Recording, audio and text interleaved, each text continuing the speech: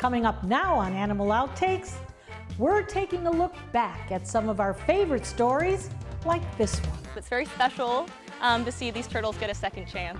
A hospital dedicated strictly to helping sea turtles. How this facility is making a difference. I now know you won't find your prince by kissing this toad.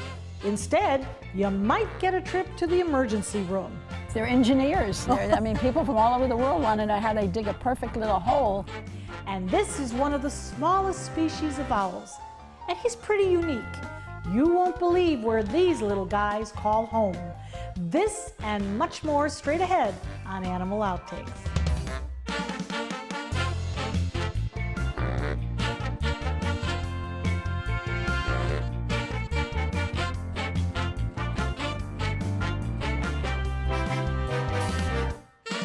Hello and welcome to Animal Outtakes.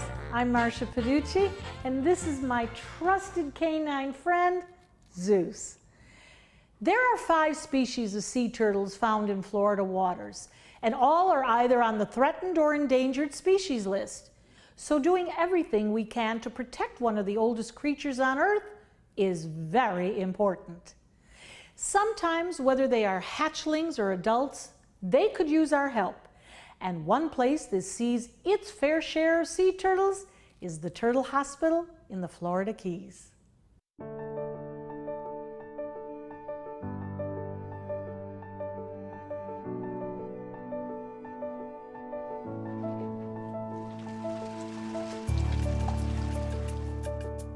It's very special to see these turtles get a second chance.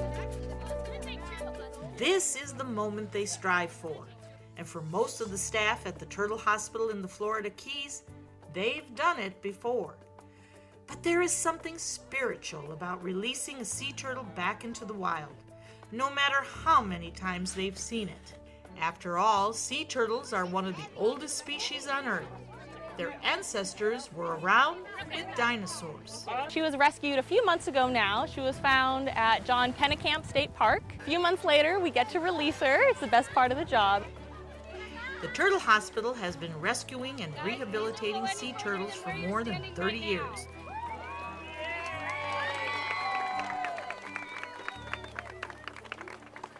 Located on Marathon Key. This seafoam green building was built as a hotel back in the late 40s.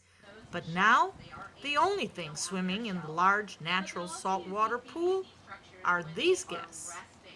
The Turtle Hospital is the first licensed veterinary hospital just for sea turtles in the world. There are currently about 14 other facilities in the state of Florida that rehabilitate sea turtles, and that shows you there's a really great need out there. Plus, the turtles can get a lot of their care out here.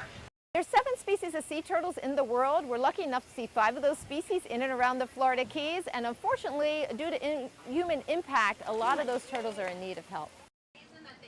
People come through, they say, how do I know there's a sea turtle in distress? Well, sea turtles' food source is on the bottom, so if you see a turtle floating and that doesn't dive, that is not a good sign. That's a sign that that turtle is probably in need of help. Another sign is a lot of epibiota, or a lot of growth, like a small island on the back. That's a sign that that turtle has been floating for a long time. Sea turtles breathe air like we do, so they have to surface for a breath. Sometimes that's unfortunate timing with a boat and the prop of a boat. Some of those boat strikes, when they hit the lower spine, it causes a neurological problem and they can no longer dive. Those turtles are deemed bubble butts and non-releasable, but the good news is there's aquariums all around the world that are willing to give these turtles forever homes, and they go there and act as ambassadors and just teach people about sea turtles. Something staff have found here. Many of its residents have come in with debilitating tumors, making their removal one of the most common surgeries performed. Sea turtles have been on our planet for over 200 million years. They're what we call an indicator species. So what we see happening to sea turtles eventually is going to happen to all of life. So we feel it's very important to study sea turtles and especially see what's happening to them. In and around the Florida Keys, over 50% of the green sea turtle population has a fibropapillomavirus, which is related to environmental factors like pollution, and it's found really around the world in the oceans in and around developed islands. The fibropapilloma shows itself in tumors on the soft tissue, so you'll see them on the flippers, sometimes on the eyes, and worst case, they internalize on the internal organs. In those cases, unfortunately, there's nothing we can do to help them. But if caught, Turtles like Huckleberry can get his tumors removed and be back in the water in 6 to 12 months. Learning more about the cause of this virus is what staff are working hard to discover, teaming up with universities across the country. Anywhere from 50 to 200 sea turtles come to the Turtle Hospital every year through research, education, and conservation. Staff are hopeful sea turtles will continue to swim in these waters.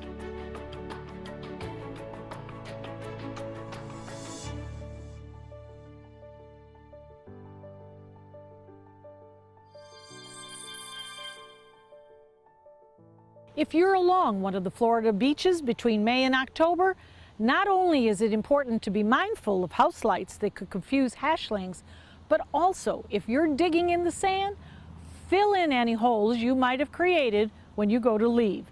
So when those little guys and gals are ready to come out, they will have the best chance to make it straight to the water.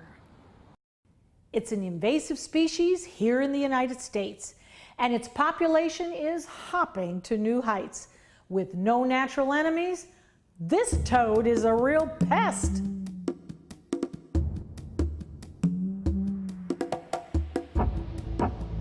So today we're looking for southern toads. They're all over Florida. Sometimes you got to dig up. During the day and the night they'll dig into little areas like this. See how it's open like that? They'll tuck in and they'll hide under it, and then at night they'll come out to hunt. So if you dig around a little bit sometimes and move stuff around, you'll find, here we go. Here he is. He was nestled up right in here in a nice little moist spot right there. This is a little southern toad of Florida. Isn't it cute? He is a real little guy, but you have others that you can show us. I do. I have, this is the Bufo moranis, otherwise known as the cane toad. Oh my goodness. Now she's a real pretty girl.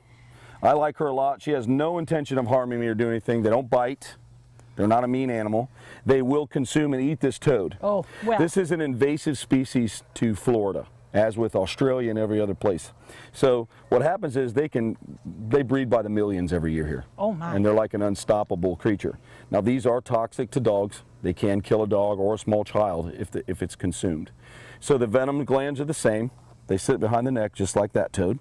We'll lean them down. You see the head different versus eyes. But see how large the glands are?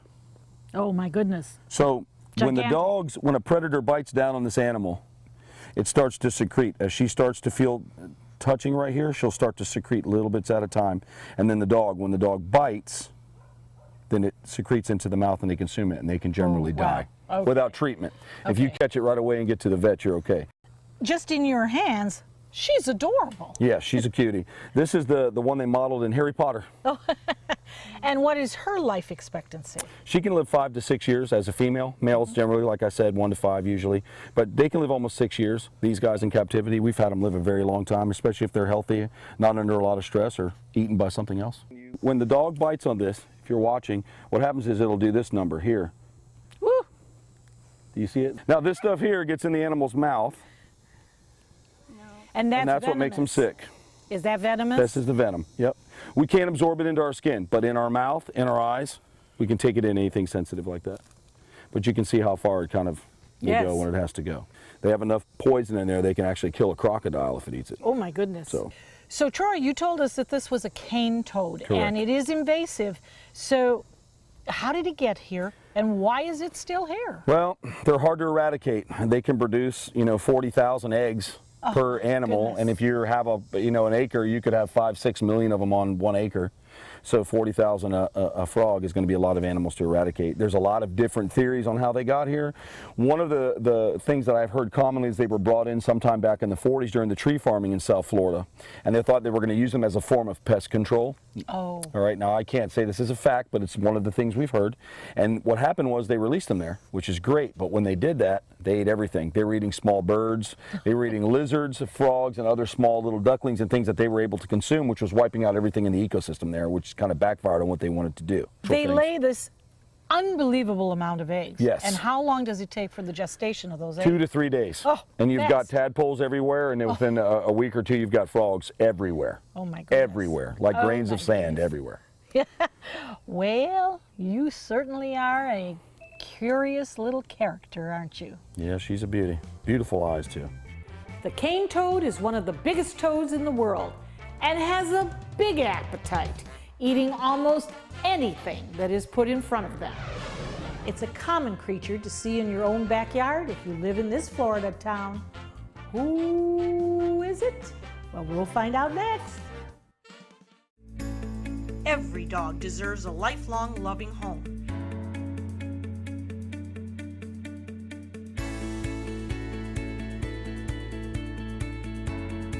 Dante's Den provides a pristine, comfortable haven for dogs that have been abandoned or surrendered by their owners. We ensure that every pup in our Joyful Dogs adoption program receives lots of love and attention, is properly immunized, spayed or neutered, and is in good health. Prospective pet parents undergo a thorough adoption review to ensure a lifetime of love and care. Find your new furry best friend at Dante's Den. For more information, go to dantesden.org or call 844-DANTES-DEN. Dante's Den, continuing the love. Welcome back. If I was to ask you where an owl lives, most people would likely think in a tree. But there is a species of owls who you won't find making its home high up in the tree branches. Instead, they are digging holes in the ground.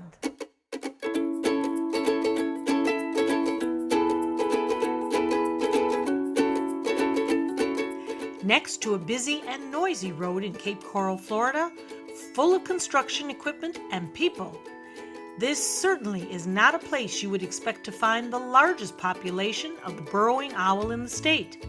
And you won't be looking up to see this species. You need to look down. Why is Cape Coral appearing to be the capital for burrowing owls? We are the capital, and we're very proud of that. And the reason for that is when Cape Coral was developed, they cleared all the land before the EPA existed. And so they dug 400 miles of canals, they put sand everywhere, and that is natural habitat for the owls. So it's easy digging, and so the owls that were around maybe in Fort Myers or in cow pastures, they said, oh, let's go to Cape Coral, easy digging. And that's how we ended up with such a great population of burrowing owls. Now, as we walked over to his little burrow, that head was following us, obviously the eyes, which must be very keen, but that neck was moving around and around. Is that usual for them? Yeah, owls can turn their head because they don't have the eye muscles that humans have, so it's not like I can look to the side or look to the left. So they literally have to turn their head to see you because they don't have those eye muscles that we have. So they can turn their head almost upside down, all the way to halfway around to look at you. And that's the reason they get into these funny little poses. Now, we are so used to animals in the wild shying away from us, being scared. We rarely in the wild are able to get up so close to this type of animal. Why is he letting us come so close? Owls are, I won't say social in nature, but when they get used to people, they let you approach them. And this particular burrow, there's always people walking by, so they get used to that movement. You know, there's dogs walking by, there's people walking by, so they know that they're not threatened. But other owls that live out further in nature, if you were to approach them because they're not used to people and they see you as a threat, they're very skittish and they would not have the same reaction. So, like anything else, owls have personalities just like people. Some are friendlier, some are not. Well, I would say he's very trusting of us, He is isn't very trusting of us. Very, very trusting. Now, is this how he spends his day, kind of peering out on his porch of the burrow? And what does he do? At this point in time, because it probably is hot for him, so when it's hot, they stay in the burrows where it's much cooler. Also, we are in a drought, so the grass is very low and there's no protection for him. But typically they'll come out to hunt early dusk and dawn you know, just at the sunrise and sun setting, when the bugs start to come out, that's when they come and do their hunting, or during the nighttime. And so during the daytime, they're also resting because they've been hunting all night. Now these burrows, I mean, we're looking at the threshold here of the burrow, but it looks very deep and long, is it? It is very deep and long, and the longer they stay in the burrow, the deeper that burrow, I wouldn't say deeper, the longer it gets. Those burrows can go 10 feet long.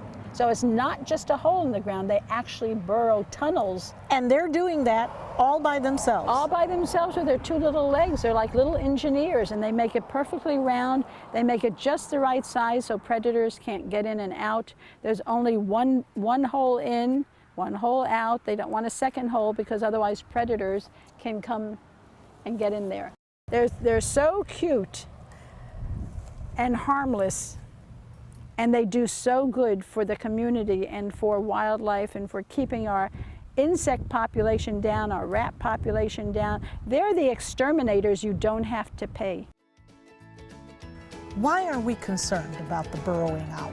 So many other things in this world to be concerned about, but you're concerned about this darling creature that we're looking at here. Why? You just said it, they're darling. But we are concerned because it is part of the chain of life. And so if you see one species disappear, you see the next species and the next species, and you're seeing it across the world. So somewhere we need to take action to preserve. I hope that my grandchildren will be able to stand here and see a burrowing owl in the wild as opposed to having to go to a zoo to see one. And that's what it's all about, is education and preservation, conservation, living together with nature. Nature was here. First. The burrowing owl is a federally protected species. Even disturbing their burrow is illegal and can result in a heavy fine. Cape Coral Friends of Wildlife is dedicated to raising awareness and protecting the burrowing owl. As the community of Cape Coral grows, the group encourages residents to start their own burrows in their own yards in the hopes of attracting the owls. One of our favorite stories with our favorite canine co-host is next. Stay with us. A promise was made, a promise that hit the beaches of Normandy, a vow that captured Iwo Jima, a contract that weathered Tet, a pledge that stormed the desert in Iraq, an IOU that braved IEDs in Kandahar. A promise was made to America's veterans. DAV fights to keep that promise, so all veterans and their families get the benefits and support they earned. For help, visit DAV.org. I am the resident district manager on the FAU campus for Chartwell. Whenever I see Haley, I do not see a person with a disability. I see a person with extraordinary abilities. Haley is always smiling. She's always on time. She gives fantastic customer service and is always focused on any job that she's given. Hi, this is Dan Marino. When your business recruits people with disabilities, everybody wins. To find out how, go to disabilitieswork.employflorida.com. Stay connected to your clients and new customers using ABC7 Digital Media Services. Our team of professionals provide a wide array of digital services to help you get the most out of your website. We specialize in building and helping you maintain the most effective digital solutions for your business. It's vital that your online presence stands out, so our experts will equip you with the best resources available. Trust ABC7 Digital Media Services to give you the right tools to grow your business. Welcome back to Animal Outtakes. Today we are revisiting some of our favorite stories. And of course, one episode we had to show you again is with my best friend and trusted canine co-host, Zeus.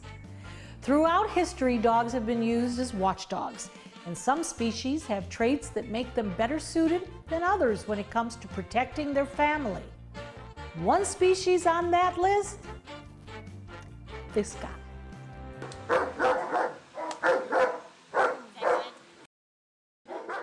You know, the old saying is you can't teach an old dog new tricks. That's not necessarily true. You can teach any dog anything. This is Zeus. He's a 6-year-old German Shepherd. He's our resident head of everything. He stays on property and has a free run of the territory. The German Shepherd is one of the most popular and recognizable breed of dogs, described by the American Kennel Club as being confident, courageous, and intelligent. They're spectacular, yeah. They're loyal, they're very intelligent, and their demeanor is fantastic. This is everything you could ask for in a family dog, work dog, and it's the entire package. This is the best of all breeds combined into one. They're very pack-oriented. They were bred for herding back in the late 1800s, and it kind of bred to military use, and from that to police agencies. So that's kind of where their spick is now, where they are primarily protection dogs and military and police working dogs. It's no wonder with all those characteristics they can make excellent guard dogs. But the key to training a dog like the German Shepherd, who is protective of their family, leadership on the part of their owner. If the training is done right, you won't have an issue at home. If the kids are involved in the training as well, the dog will instinctively understand the hierarchy in what goes on at home and where he falls in line or she falls in line at home. They're pack-oriented. They fit perfect with a family. They understand instinctively pack mentality. They fall right in line with whoever is in lead of the pack, and if the training is done properly, there's no issues whatsoever. They're so intelligent and bright. They fall right in line. They understand almost 5 minutes into training. They'll pick it up, the nuances of what's going on. Training is based on how the dog is responding to the training. Anything more than 15 or 20 minutes in one duration of training is considered to the dog punishment. So the dog kind of associates too much training with punishment. So you want to ease into it, 4 or 5 sessions a day at 15, 20 minutes at a time, not for an hour straight, because they don't understand. They think that I'm getting jerked around on the chain and things. It's not good. So every dog is different, but if you work at it, you could have a solid foundation in a couple weeks. So when you're out walking your dog, and a common problem is my dog pulls me when I'm out for a walk. It's actually an easy fix. When you're walking your dog, and Zeus isn't going to be the greatest example here because he understands what's going on, but when the dog gets in front of you and starts pulling you as the handler change your directions, and you only need really from 10-15 feet, and the dog gets in front of you, you change the directions. So anytime the dog gets in front of you, you as the owner change the direction, so the dog understands, oh, he's walking me. And you can literally fix that problem in 5 or 10 minutes. Most of the time, a dog is a reflection of its owner. When it comes to training, be consistent and give positive reinforcement. No. Oy. Today you're a problem. I have to talk to your agent, Zeus. Their MO is they're aggressive and mean, but it's all, again, it falls back to how they're raised in the family. Any dog can be trained to be mean and bite and carry on, but it also, on the flip side, any dog can be trained to be like Zeus. Stay with us for more of our favorite animal outtakes. Meet Blue. Blue's not feeling well. The prescription? Generic medication. Blue wonders, do they really work as well as name brands? Yes, generics and name brand medications do work the same. Even though they may look different, generics have the same key ingredients. FDA approval is equally rigorous for generics to make sure they're as safe and effective as name brands. And Blue even saves some green, making him a little less, well, blue. Talk to your doctor about generics and visit fda.gov/generic drugs. So I kind of grew up all across the country. I come from 5 generations of military men. My dad is still active duty.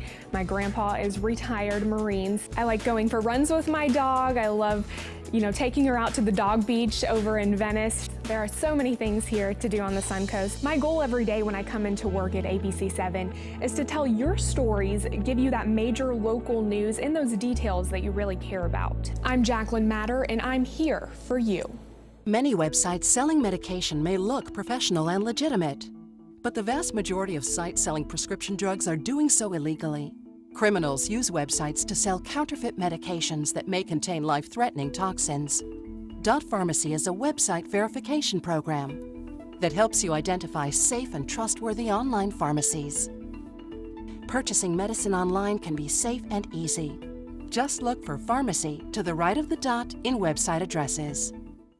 It's an investigation that hits so close to home, you'll want to see if your doctor is on the list. It's legalized dope. Doctors handing out millions of opioids every year. If you're prescribing that aggressively, there is no question that you're killing patients. And leaving some families devastated. You were robbed of your mother by this doctor. Yeah. So we tracked down the highest prescribing doctor. Cut that off now. Licensed to pill. An ABC 7 investigation Monday at 6. We hope you've had fun looking back at some of our favorite animal outtakes. Zeus and I will be back here again next week with even more animals and some wild adventures. Until then, thanks for watching. You're in the snow and all of that. Just, yep, whoops, Cliff. All I had to do was mention snow. It is animal outtakes after all. Oh. It's all right, we can put the teeth back in, don't worry. Sophie that owns the barn, she does the warming every month. He's bugging it because he wants the hay. His way! She's holding it. Come on. We are... Is it oinking? Okay, all right. It looked like dinking. And whatever. This is a headline, so this is the top of the show. Okay. Give it to me quick. Stop talking. Wait. Okay. And I am drenched, so if you don't mind, get me because I've got to get out of this. Okay. I am just drenched. $50 hairdo right down the toilet. Tractor turned. Let me do it again. It was springtime on the farm where the friendly little tractor Mary,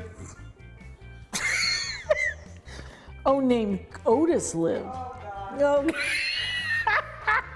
doing this without my glasses. No, that brings up a very good, is she on my, I didn't expect her there. We have all heard a bird repert. Okay. Oh. So I'm going to go ahead hanging on to him. It's okay. Got him. And I did, which seemed like a perfect place to end. I think he is doing the pee-pee dance. Yeah, actually. Well, I think so too. Okay. Oh. There's a blooper for you.